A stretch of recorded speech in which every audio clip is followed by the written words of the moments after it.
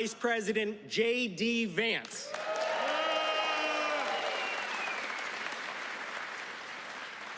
We get to tell him about the Lehigh Valley. We get to tell him about our rich history and our people in this region that have known resilience over the years. They have built our nation's skylines. They power our economy, and they deliver innovations for the future. But for decades, we've also been on the front lines of Washington's failures. Think back to where we were at the end of the last administration. The people had just gone through the highest inflation in history. We saw rents in Allentown and Bethlehem surge by 40%. Gas prices in our area reached over $5 a gallon, and household debt skyrocketed. Failed economic policies, a war on American energy, wide open borders, and America last foreign policy from the Biden administration. It was all taking a toll on our community and the working people right here in the Lehigh Valley. President Trump and J.D. Vance walked into an Oval Office in January to find one of the worst messes in American history. But we understood the mission. You sent us to Washington to do the hard things, fix the damage, and deliver for the working people of America.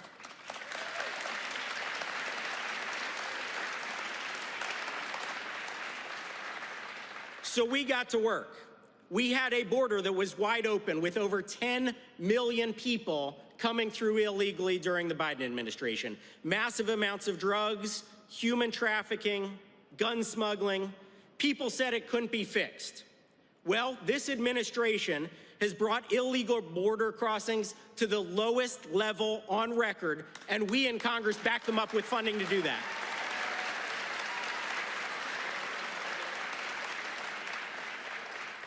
We had conflicts spreading all across the world.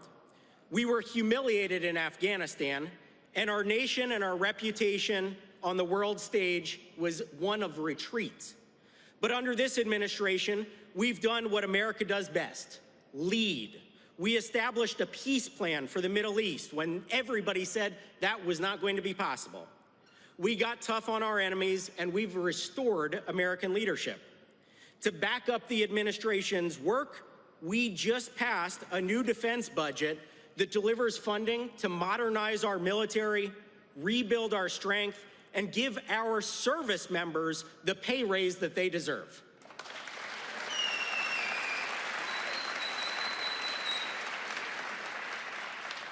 We also had an economy where energy costs were hitting families hard, with gas prices soaring and our nation going hat in hand to dictatorships around the world for oil. We were told the only way to get out of that situation was by making sure that we banned gas cars, that we had ridiculous cap and tax schemes like the one that Governor Shapiro was pushing here in Pennsylvania that would have driven up our energy costs significantly. They also tried to fool us and tell us that these things were called the Inflation Reduction Act. We know that was another failure. But this administration, the Trump administration, has unleashed American energy production like never before, achieving record highs in oil and natural gas output, driving down gas prices nationwide, and restoring our position as the world's top energy producer.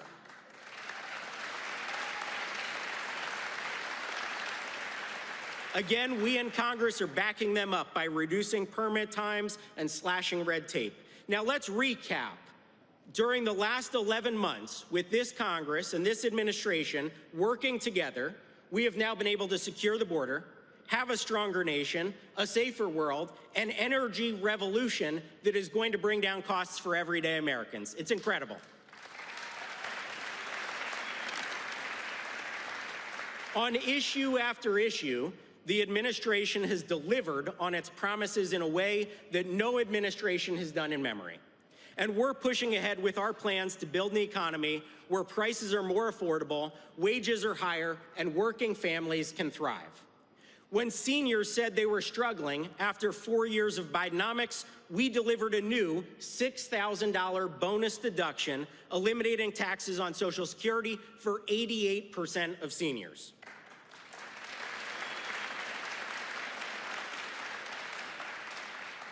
With renters and homeowners struggling because of high prices, we have worked to stabilize our economy, which means interest rates come down, and we also passed what is the largest investment in housing affordability in decades, which will pave the way for over 1 million new, high-quality, affordable housing units right here in America.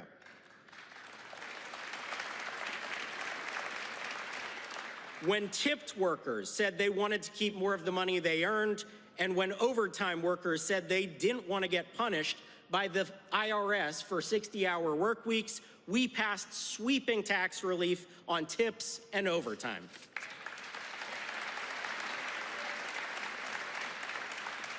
And when I said that working families needed relief and the cost of raising a family was out of control, we got to work. I introduced legislation during my second month in office that would raise the child tax credit, and you know what? We went out and did it, permanently raising the child tax credit from $1,000 to $2,200 indexed with inflation so that families can grow and survive right here in our community.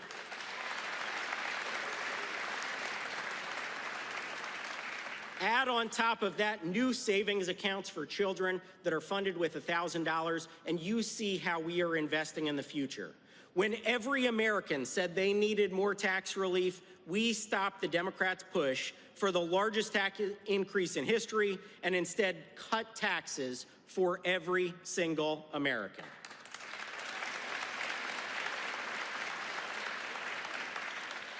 This is what happens when you have a Congress and an administration that puts America first.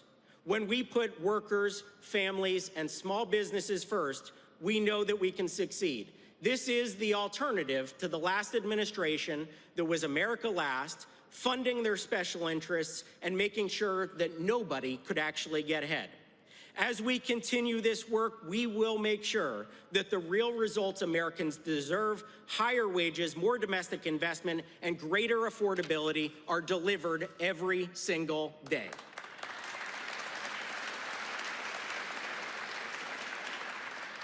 Now, there is more work to be done. There is no doubt that it takes a long time to roll back all the failures of Bidenomics.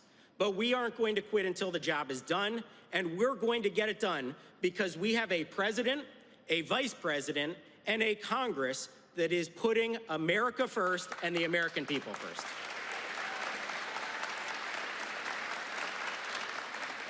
I just want to say again, in closing, what an honor and a privilege it is to represent the Lehigh Valley, my home community. You have given so much to me over the years, and I look forward to giving back to you every single day that I'm in office. Thank you again for being here. Merry Christmas, everybody. God bless, and God bless the United States of America. Ladies and gentlemen, please welcome the Secretary of Labor, Lori Chavez DeRimmer.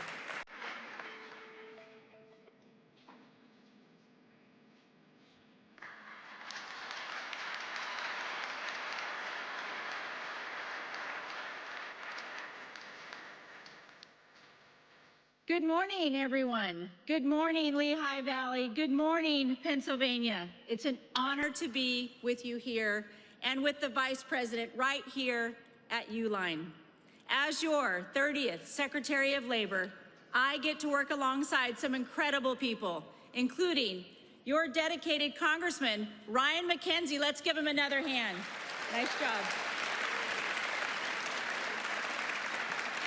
I just want to say, Ryan, you're doing an excellent job. I know that you are fighting tirelessly to support the President's pro-worker agenda, and I cannot thank you enough for that.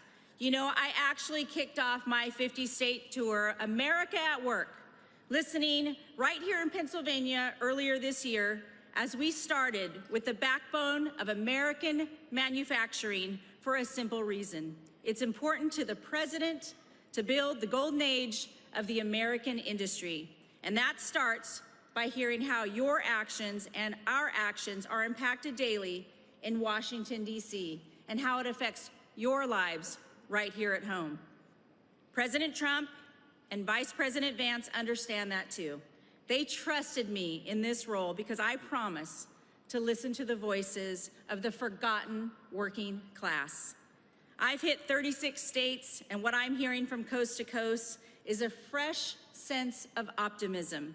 People are taking pride in their work again, and pride in this country, because they know we have a strong America First leaders back in the White House who finally have their backs. And common sense. Thanks to President Trump and the common sense did you write my speech? And the common sense policies of this administration, the golden age of America is on the horizon. Under Biden, workers lost over $2,900 in purchasing power as inflation rose faster than wages. But under Trump, inflation is coming down and real wages are back on track to increase by nearly $1,200 after his first full year in office. Trump's deregulatory efforts are saving $180 billion or $2,100 per family of four. And let's not forget the largest tax cut in American history. I was a former member of Congress, and I can tell you that was the biggest piece of legislation they will probably ever vote on in this lifetime. And it's for the support of the working family, the no tax on tips, overtime, and Social Security. And thanks to the working family tax cuts, a family of four in the state of Pennsylvania will see $7,000 to $11,000 more in take-home pay. That is their money that they earned, and it should stay in their pockets. We're reversing Biden's cost of living disaster that hurt so many working families, dropping of drug prices, gas prices at the lowest in 4 years. Jobs are coming back online, and people are finally getting off the sideline. The labor participation rate is going up. We want more people to be looking for jobs and in the workforce. We just received the jobs numbers this morning. A positive 64,000 jobs were added under this administration.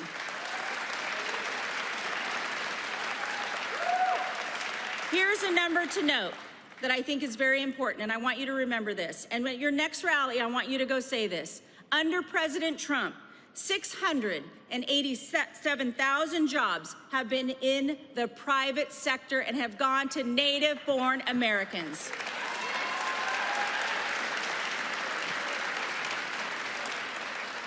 We have a master negotiator in the Oval Office, that shouldn't be a surprise to any of you, who is putting America interests first by striking the new trade deals to restore the U.S. as the world's manufacturing superpower.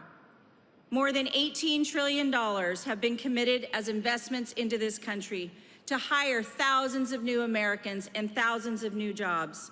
Made in America is back. U.S. exports are up 6% over the last year, and the trade deficit continues to shrink. President Trump is leveling the playing field for American workers, manufacturers, creating an economy that works for you, not against you. I can tell you, at the Labor Department, we remain laser focused on putting American workers first. Under President Trump, all job gains have, as I mentioned, have gone to American-born workers.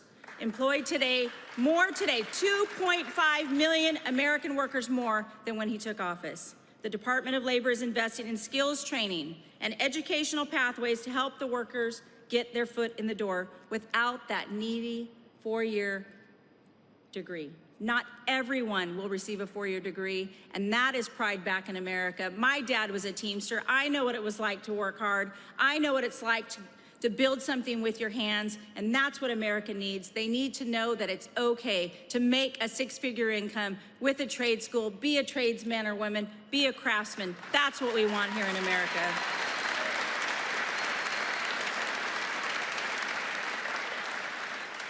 You all know that the future of this country won't be forged in the halls of these woke universities. It'll be at the hands of the skilled worker. We recently awarded, thank you, we recently awarded $86 million in industry skills funds to prepare the American worker for those in-demand jobs of the future. President Trump set a goal. I talk about this all the time. 1 million active apprentices across this country. And since he has taken office, we have registered more than 300,000 new active apprentices and registered over 2,400 new programs at the Department of Labor.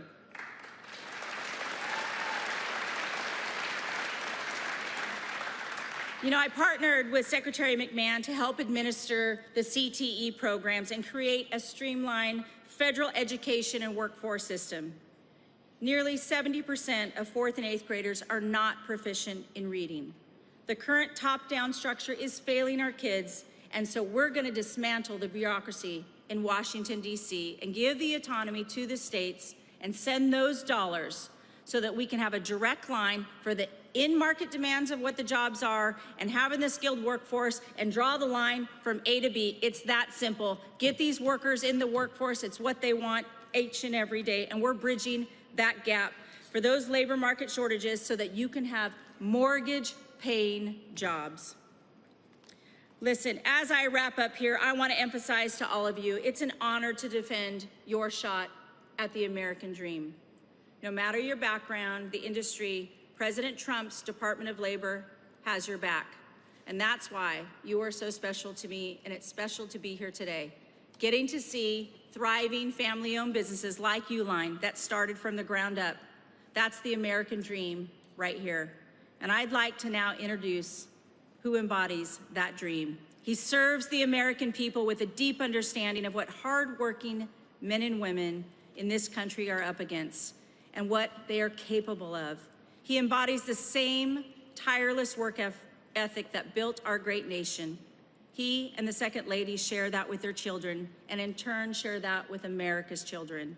Our Vice President knows that the true heartbeat of America isn't in Washington, D.C. It's right here with you. He's doing an incredible job to help revive our manufacturing sector and ignite our economy. And it's an honor to work with him to put you, the American worker, first.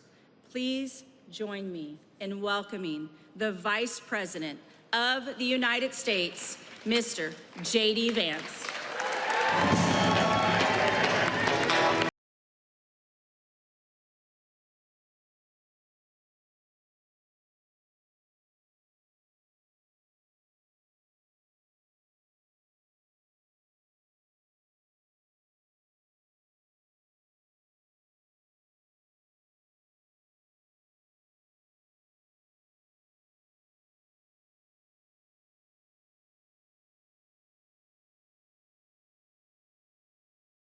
Wow, it is great to be here in Pennsylvania. It's a good day anytime you get out of Washington, D.C. And I got to tell you, I want to go to the bar and drink whatever these guys over here are drinking because they are having a good time. They're having a good time. I want to thank a few people before I get started here. First of all, I'm so honored to be joined by our wonderful Second Lady, Usha Vance, my lovely wife, Usha.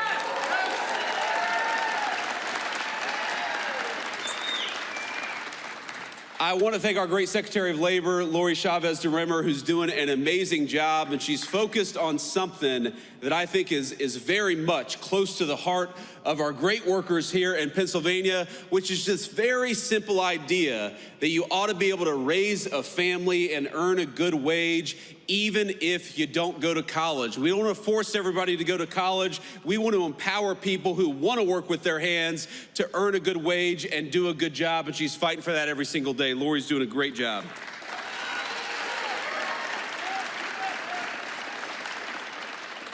We have got our great Congressman, Ryan McKenzie. Ryan, please stand up and say hello to everybody. Ryan is doing a good job in Washington. He's got a great heart for the people of this district. He's only been in town for a couple of years, maybe only a year now, right? That you've been in Congress. And you see it all the time. You see it with Democrats and Republicans. Sometimes people go to Washington and forget who they serve. Not Ryan McKenzie. You are very lucky in Pennsylvania to have one of the good ones, and Ryan is helping us every single day fight for American workers.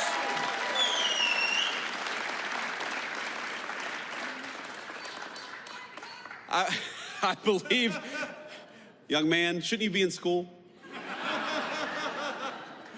We got a great young patriot over here. You got to come up and take a photo afterwards. But I also want to give a shout out to Treasurer Stacey Garrity.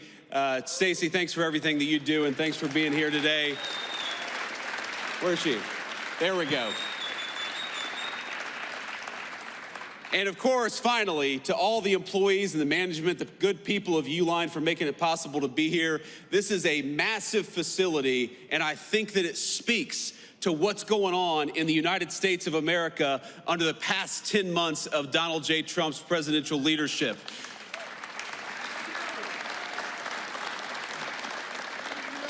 Under this president, my friends, we are building again. We are investing in the United States of America again. You heard our Secretary of Labor talk about it. 61,000 jobs added in the month of November, and that's not all. We saw private sector wage growth grow at a rate of 4.2%. You know what that means? That means we're seeing the fastest private sector wage growth that we have seen in this country in many, many years. And we're doing it by having a president and an administration that believes in you and fights for you. That is what we're trying to do every single day.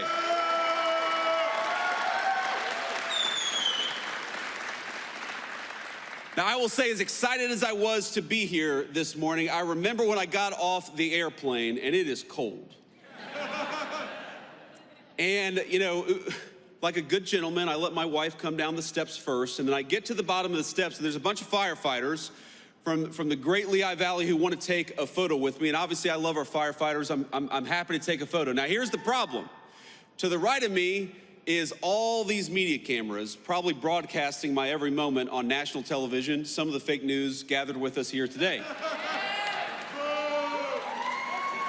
And to the left of me, is these great firefighters. And there before me is a sheet of black ice. And I think to myself, if I walk over to those guys and take this photo, I am gonna bust my you-know-what. I'm not gonna say it because we have this very bright young man here. I don't want to teach any bad words. I don't want your mom and dad to be mad at me. So I do what any self-respecting man would do in a situation like that. I send my wife to go and take a photo with the firefighters. No, I didn't. I actually didn't. I did it the right way, but I did do sort of the Biden slow shuffle to get over there. I did not want these national cameras to catch me doing anything, you know, because if I wiped out on that runway, you all know that would be national news for the next week. Now, Joe Biden could fall walking up the steps in broad daylight in 80-degree weather. Nobody would mind it, but if me or the president do anything like that, it's going to be plastered all over the news. But now we're here, we've made it, we have not wiped out, and we're here to talk about America's economic comeback. And ladies and gentlemen, we needed an economic comeback in the United States of America. We needed it.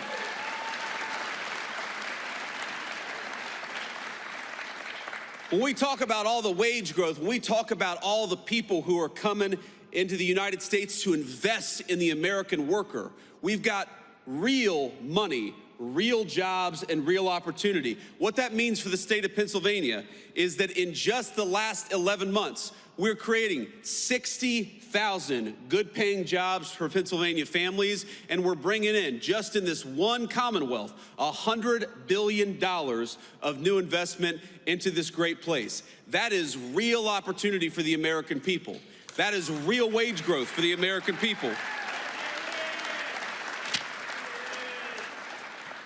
And look, I grew up in a community. I was raised by my grandmother in a community where, when I was growing up, the factories were closing down. And those good-paying jobs, they weren't coming into our communities. They were getting shipped overseas by politicians in Washington, D.C. The President of the United States has set this entire administration on a different course. We are sick of rewarding companies that ship jobs overseas. We're going to reward companies that build right here in America and give Americans good wages to do it.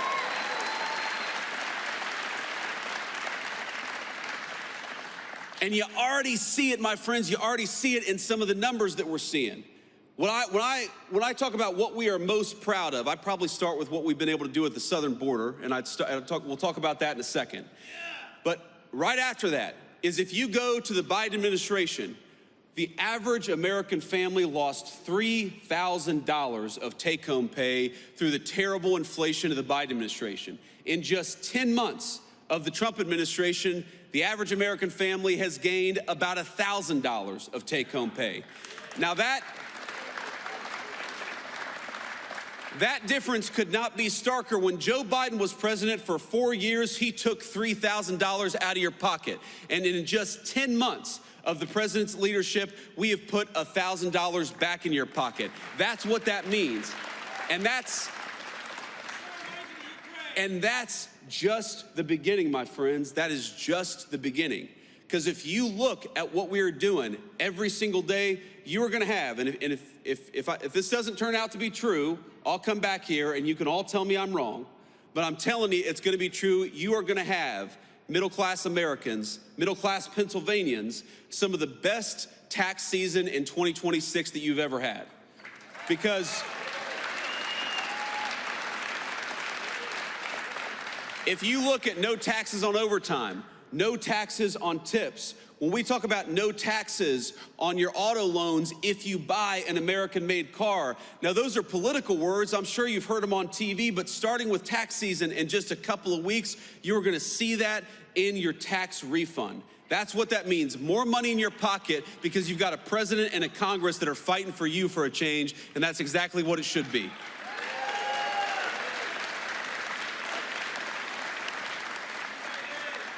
And I gotta say, I'm a little surprised. I'm a little surprised by when the Democrats talk all the time about affordability. Democrats say, you know, things aren't affordable. This isn't affordable. This has gotten more expensive. Drugs have gotten more expensive. Housing's gotten more expensive. And you know what? They're right, and it was because of them. It ain't that hard. If you go back to the 4 years of the Biden administration, why did housing get so expensive, double in price during the Biden administration? It's because Joe Biden let in 20 million illegal immigrants who took homes that ought by right go to American citizens and to the people of this great state.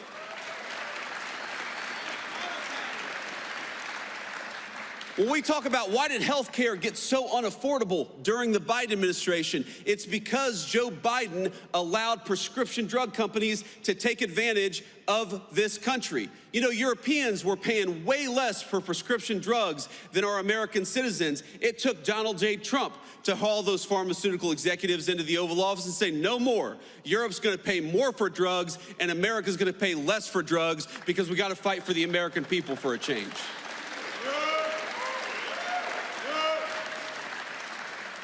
Why have rents gone down for 4 consecutive months? And I know they're still too high, but why have rents gone down for 4 consecutive months? Because we're starting to get those illegal aliens out of the United States of America. Those criminals, those gang members, those people who are taking homes that ought by right go to the people in this room and your children and your grandchildren. It's simple economics. If you have fewer people, fewer illegal aliens trying to buy homes, that means American citizens are going to finally be able to afford a home again. It's very, very simple economics. When you ask, why is it that we have trillions of dollars of new investment coming into the United States of America? Because we finally got a president who says, if you're going to build in America, if you're going to invest in America, we're going to make it easy for you. But if you're not going to build anything in America, if you're going to try to ship an American job overseas, then we are going to penalize you for doing something overseas that you ought to do in the United States of America. That's why we've got so much money coming in.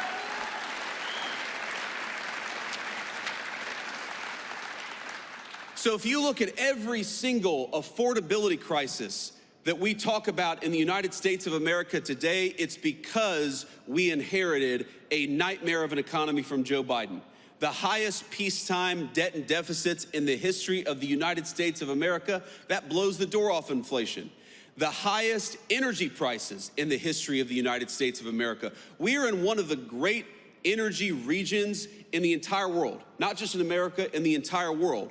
You know why energy prices are lower? You know why gas prices have come down so much? Because we finally got an American president who wants to invest in American energy and American workers instead of green energy boondoggles that are produced overseas. Thank you. So on all these things, my point, ladies and gentlemen, is that we are making progress. And I never forget where I come from. I never forget who I serve. And I know that there is so much more progress to be made. I remember my grandmother in times like this of the holidays. Of course, I think a lot of us remember the loved ones that we've lost. I remember my dear Mamaw, that's what I called her. And I was in a particularly hard math class in high school.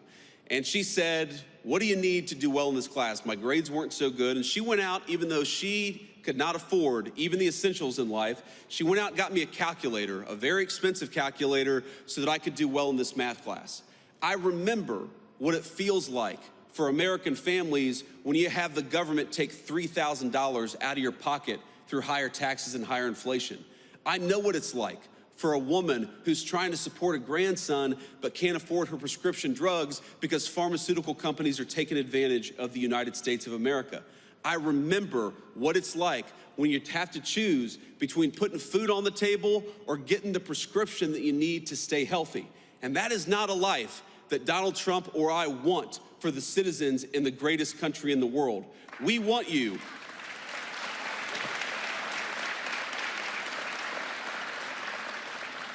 We want you to be able to afford the things that you have to give your kids and your grandkids a good life.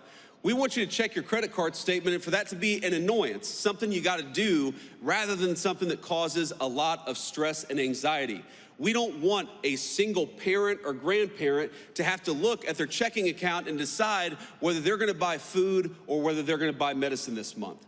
We are fighting for you every single day. And I don't want you to think for 1 second that because Joe Biden gave us the worst economy in the world that we forget it. No, we know.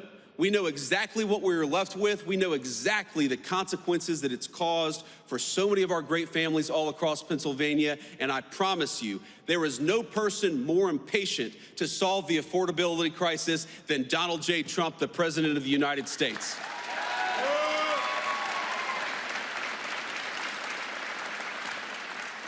You know, I hear these guys, I hear these Democrats talk about this as if you were going to fix these problems in a single day. It reminds me of probably the third day in the Oval Office where eggs had gotten so expensive under the Biden administration. And you look, I'm the Vice President of the United States. I'm a very blessed man. But we have 3 little kids who eat a lot of eggs. And so I know the price of a dozen eggs. So the price of eggs got really high during the Biden administration. It was the third day in the White House, and some reporter said, "What are you doing about the price of eggs? Haven't you seen they're so expensive?" And the president's like, "Lady, we've been here for 3 days. It takes a little bit of time to fix something that was so fundamentally broken." And so when I hear the Democrats talk about the affordability crisis that they created, it's a little bit like, you know, Charles Manson criticizing violent crime. Look in the mirror, my friend. You are the cause of the problem, and Donald J. Trump's administration is the solution to the problem that you created.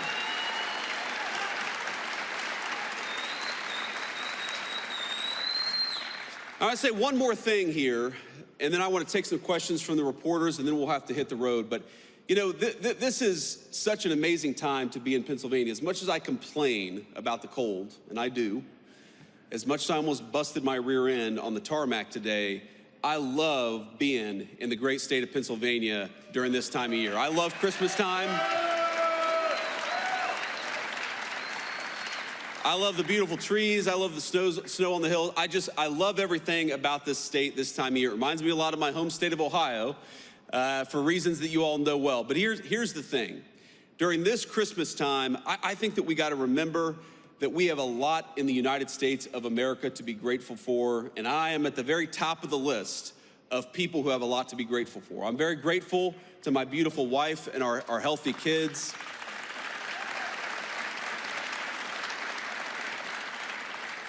I'm very grateful to have this job for the trust that all of you have put in me. I'm very grateful that we have a president of the United States who would literally take a bullet for this country and in fact actually did.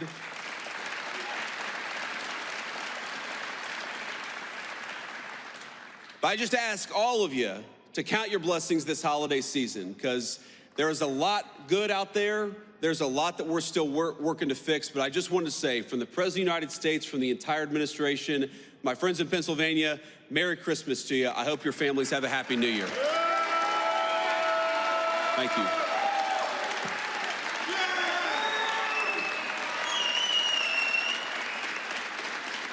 All right. Thank you all. Please sit down. Sit down. We're not done yet. We're not done yet. Please.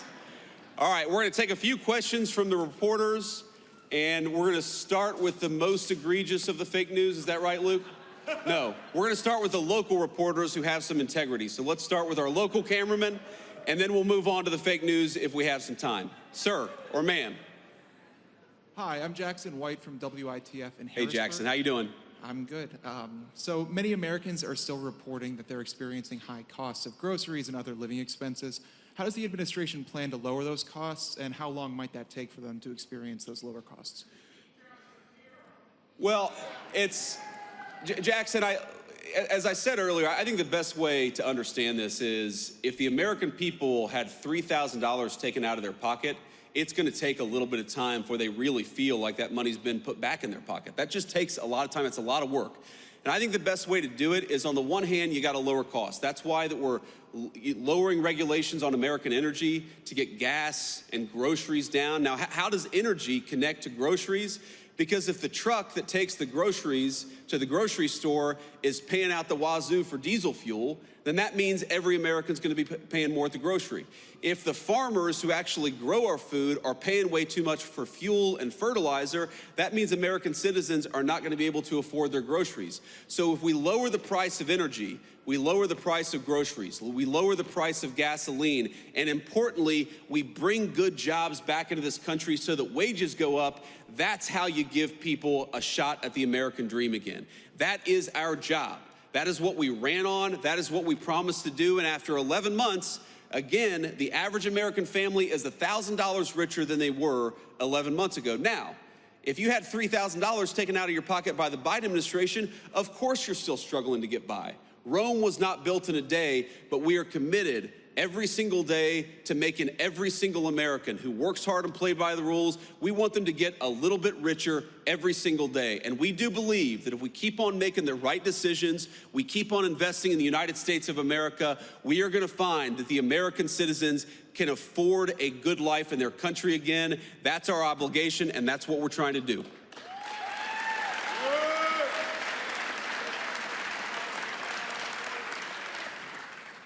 Good morning, Mr. Vice President. My name is Thomas Shortell. I'm a reporter with Lehigh Valley Public Media. Congressman Ryan McKenzie and a number of other battleground Republicans have been pushing to have tax credit extensions on the ACA.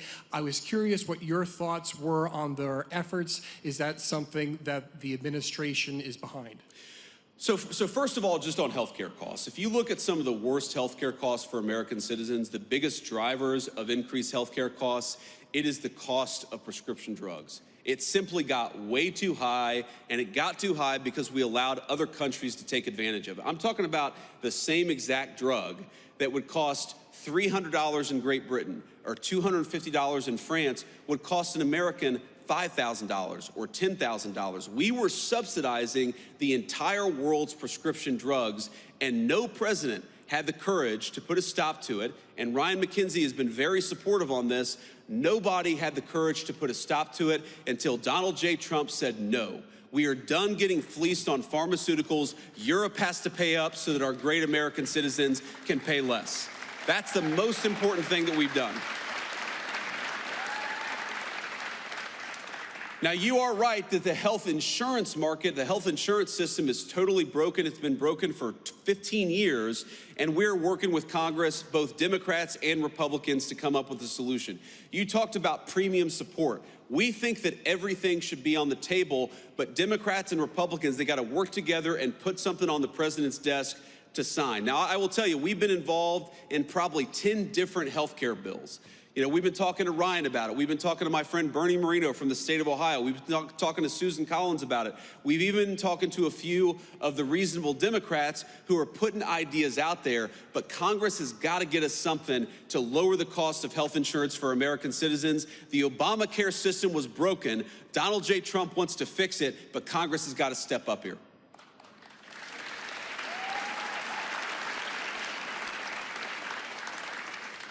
Mr. Vice President, thanks for taking my question. I'm Hannah Brandt from News Nation. As I'm sure you know, recent polling shows most Americans don't approve of how the Trump administration is handling the economy. I hear what you're saying, that it's going to take time to fix things, but the political reality is that the midterms are next year.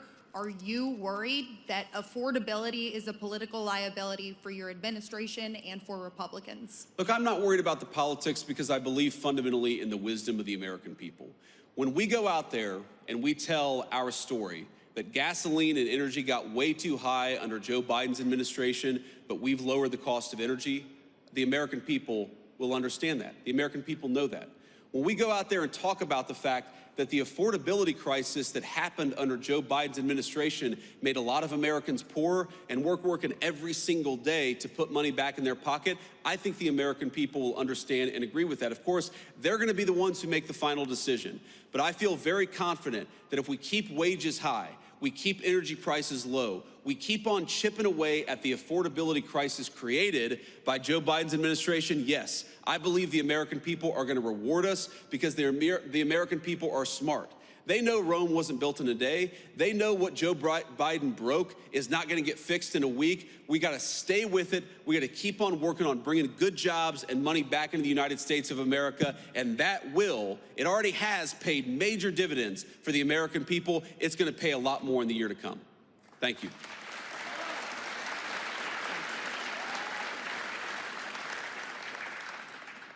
Thank you, Mr. Vice President. This is Elizabeth Mitchell from the Daily Signal. The health care bill released Friday by the GOP doesn't include health savings accounts.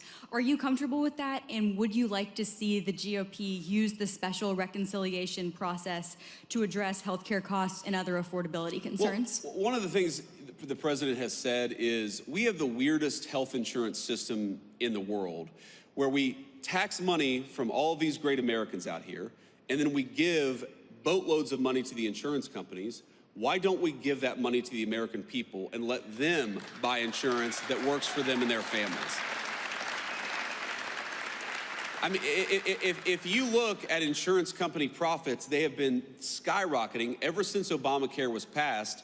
The insurance companies have done very well under Obamacare. You know who hasn't done well under the Obamacare system of giving boatloads of money to the American people? All of you. That's what's broken about this system. It's good for insurance companies and bad for Americans. We are trying to get to a healthcare policy that's good for Americans. We don't care. If the insurance companies do well, great. If they do poorly, that's their problem. We are here to fight for the American worker and make health insurance affordable for them. So we're going to keep on working at it. You mentioned one piece of legislation. I've probably read a dozen different pieces of legislation that are floating out there. Again, it's going to come to the point where Republicans and Democrats have to figure out what can be passed together. Of course, the president is going to drive a lot of that process. We're still reviewing some of these legislative texts as they come up. We believe that we can solve this problem. But again, the nature of our system, we're going to work with Congress to make sure we get something that's good for the American people through the Congress. Thank you.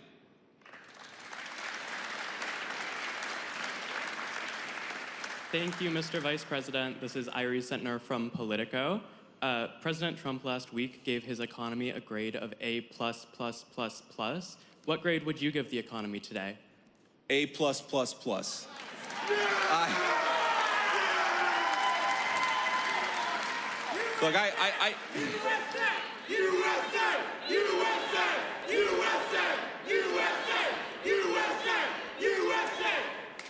Look, here's the simple fact of the matter.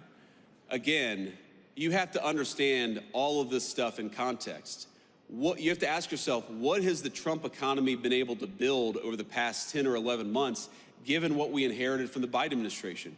Ladies and gentlemen, we had the worst inflation crisis in 50 years in the United States of America under Joe Biden. We had the worst trade deficit in the history of the United States under Joe Biden. We had debt and deficits, the highest in the history of American peacetime in 250 years. What we have been able to do, higher wages, lower inflation, a massive amount of investment and money coming into the United States of America, that stuff is incredible. And that is something to be proud of.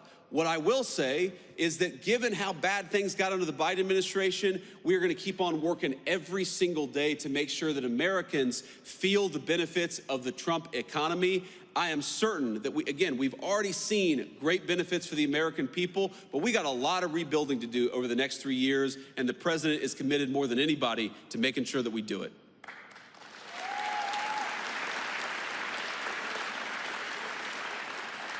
Hi there, Vice President J.D. Vance. This is Rob Manch with 69 News, WFMZ. The jobs report you mentioned this morning, you said 60,000 jobs were added in November. However, it also said 100,000 jobs were lost in October, and the unemployment rate currently stands at 4.6%, which is the highest since the pandemic. So my question is, how do you inspire companies to hire people if people don't have jobs? Income tax cuts aren't going to help them.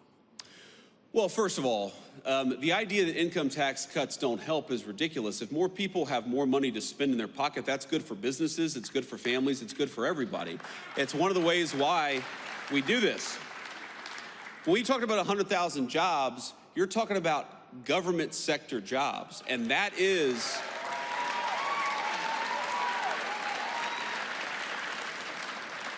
in a lot of ways the entire story of what we're trying to do under President Trump's leadership. We want to fire bureaucrats and hire these great Americans out here. That's what we're trying to do. Now, you mentioned, this is an important point, you mentioned the unemployment rate ticking up to 4.6%. I think this is a very, very important point, because you know what that means? What that data shows, you got to get in the weeds a little bit. The unemployment rate only counts the people who are looking for work.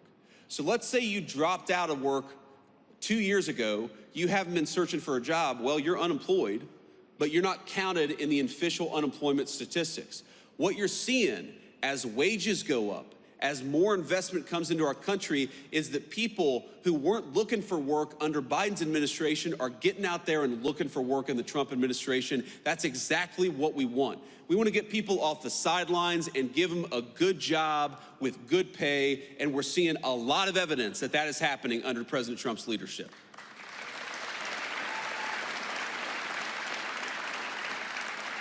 We'll take one more question. Mr. Vice President, Jacob Bogage from the Washington Post. It's good to see you. Good to see you too. Merry Christmas. Thank you. Same to you. Unfortunately, I have to ask a bit of an off-topic question from affordability because news events do intervene, and that is the interviews that White House Chief of Staff Susie Wiles gave to Vanity Fair, in which she's quoted as referring to you as, excuse me, and again, not my words, sir, but a conspiracy theorist of a decade, and described your transformation from someone who once opposed President Trump to now his vice president as an act of political expediency. And I'd like to give you the chance to respond to that, sir. Well, first of all, if Susie, I'll trust what you said. I haven't looked at the article. I of course have heard about it. But conspiracy theorist, sometimes I am a conspiracy theorist, but I only believe in the conspiracy theories that are true.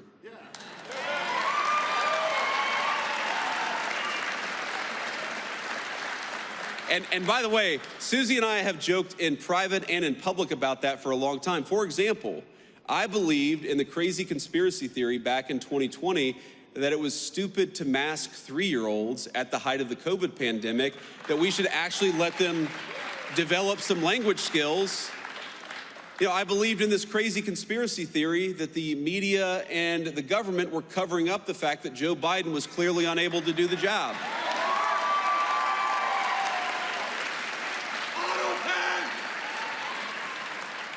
And I believed in the conspiracy theory that Joe Biden was trying to throw his political opponents in jail rather than win an argument against his political opponents. So, at least on some of these conspiracy theories, it turns out that a conspiracy theory is just something that was true 6 months before the media admitted it. And that's my understanding. Now, look, I do want to say something about Susie, though, because, again, having not read this article, Susie is a person I've come to know very, very well. And, you know, a lot of you probably ask yourself, what is it like behind the scenes? What's going on actually behind the scenes of the Trump administration? And I'll tell you, the president is exactly in private who he is in public. Like, I'll tell you a little story. Maybe a week or so ago, I walk into the Oval Office and Marco and I are sitting there talking with the president about something. He says, stop. And he looks at our shoes and says, you guys have terrible shoes. So he goes and gets a shoe catalog. Now remember, this is the Christmas season, so the president's got some holiday cheer. He goes and gets a shoe catalog and gets his favorite shoes and orders like 4 pairs of shoes for me and 4 pairs of shoes for Marco, because he's like, we need our vice president or secretary of state to look their very best. And, then we went back to talking about whatever major, international issue we were talking about. Again, he is exactly in private who he is in public. That's not true of most people in Washington, D.C. It's not. And I've seen so many people who will say one thing to the president's face, Democrats and Republicans, and then will do the exact opposite behind the scenes. You know why I really, you know what they are, and you know why I really love Susie Wiles? Because Susie is who she is in the president's presence. She's the same exact person when the president isn't around. I've never seen Susie Wiles say something to the president and then go and counteract him or subvert his will behind the scenes. And that's what you want in a staffer. Because as much as I love Susie, the American people didn't elect any staffer. They elected the President of the United States. And what you want, in a staffer is a person who understands they are there to effectuate the will of the American people, and they're there to follow the orders of the duly elected Commander-in-Chief of the United States. And Susie Wiles, we have our disagreements. We agree on much more than we disagree, but I've never seen her be disloyal to the President of the United States, and that makes her the best White House Chief of Staff that I think the President could ask for.